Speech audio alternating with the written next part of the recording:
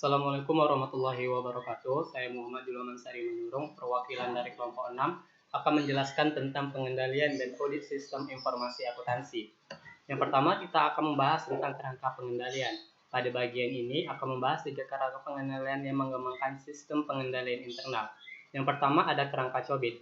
Information System Audit and Control Association mengembangkan kerangka kontrol objektif on information and related technology. Yang kedua, kerangka pengendalian internal CUSO. Committee of Sponsoring Organization terdiri dari Asosiasi Akuntansi Amerika, Ikatan Auditor Internal, Ikatan Akuntan Manajemen, Ikatan Eksekutif Keuangan. Yang ketiga, kerangka manajemen risiko perusahaan CUSO.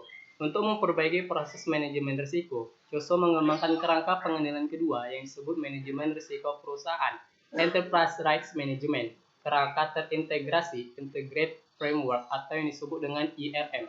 Kerangka IRM adalah proses yang dilakukan oleh Dewan Direksi dan Manajemen untuk mengatur strategi, mengidentifikasi kejadian yang mungkin mempengaruhi entitas, menilai dan mengelola risiko, serta menyediakan jaminan memadai bahwa perusahaan mencapai tujuan dan sasarannya. Yang keempat, kerangka manajemen risiko perusahaan versus kerangka pengendalian internal.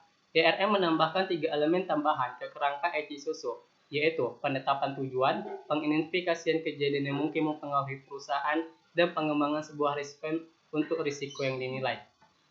Kemudian kita akan memasuki lingkungan internal.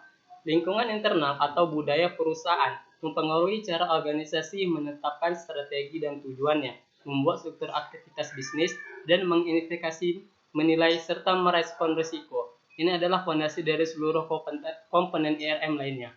Hal tersebut secara esensial merupakan hal yang sama dengan lingkungan pengendalian pada kerangka IC. Sebuah lingkungan internal mencakupi hal-hal sebagai berikut. 1. Filosofi manajemen, gaya pengoperasian, dan selera risiko. Yang kedua, komitmen terhadap integritas, nilai-nilai etis, dan kompetensi. Yang ketiga, pengawasan pengendalian internal oleh Dewan Direksi. Kemudian struktur organisasi. Yang kemudian metode penetapan wewenang dan bertanggung jawab. Standar-standar sumber daya manusia yang menarik, mengembangkan dan mempertahankan individu yang kompeten. Dan yang terakhir adalah pengaruh eksternal. Kemudian kita akan memasuki filosofi manajemen, gaya pengoperasian, dan selera risiko. Secara keseluruhan, sebuah organisasi memiliki sebuah filosofi atau kepercayaan dan sikap yang dianut bersama tentang risiko yang mempengaruhi kebijakan, prosedur, komunikasi lisan tulisan, serta keputusan. Kemudian, komitmen terhadap integritas, nilai etis, dan kompetensi. Organisasi membutuhkan sebuah budaya yang menekankan integritas dan komitmen pada nilai-nilai etis serta kompetensi. Etika yang membayar standar-standar etis merupakan bisnis yang baik. Yang ketiga, pengawasan pengendalian internal. Dewan Direksi yang terlibat mewakili pemangku kepentingan dan memberikan tinjauan independen manajemen yang bertindak seperti sebuah pengecekan dan penyiimbangan atas tindakan tersebut. Yang keempat, struktur organisasi. Sebuah struktur organisasi perusahaan memberikan sebuah kerangka untuk beroperasi perencanaan, pelaksanaan, pengendalian, dan pengawasan aspek-aspek penting dari struktur organisasi yang menyertakan hal-hal sebagai berikut. Yang pertama, sentralisasi atau desentralisasi wewenang.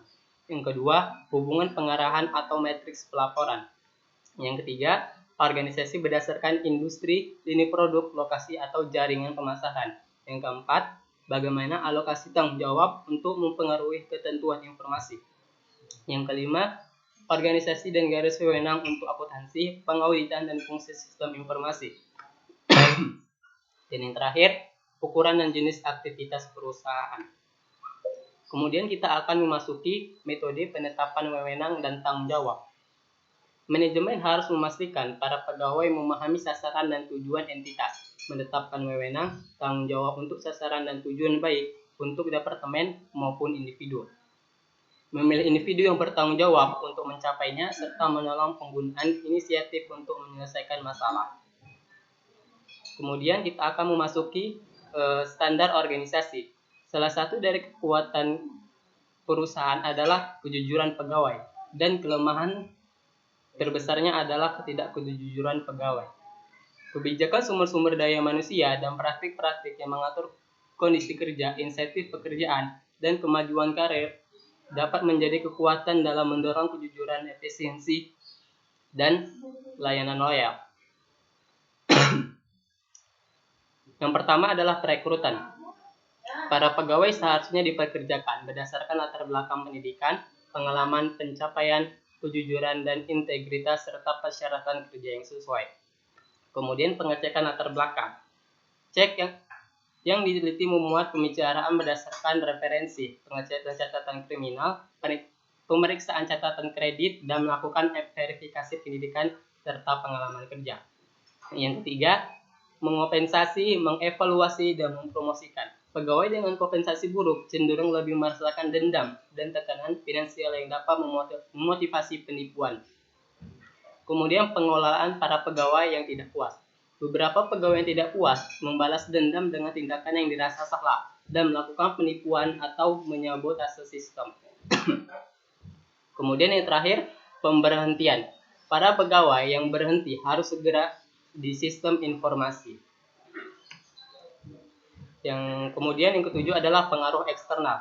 Pengaruh eksternal meliputi persyaratan-persyaratan yang diajukan oleh Bursa Efek, Financial Accounting Standard Board, PCAOB, dan SEC.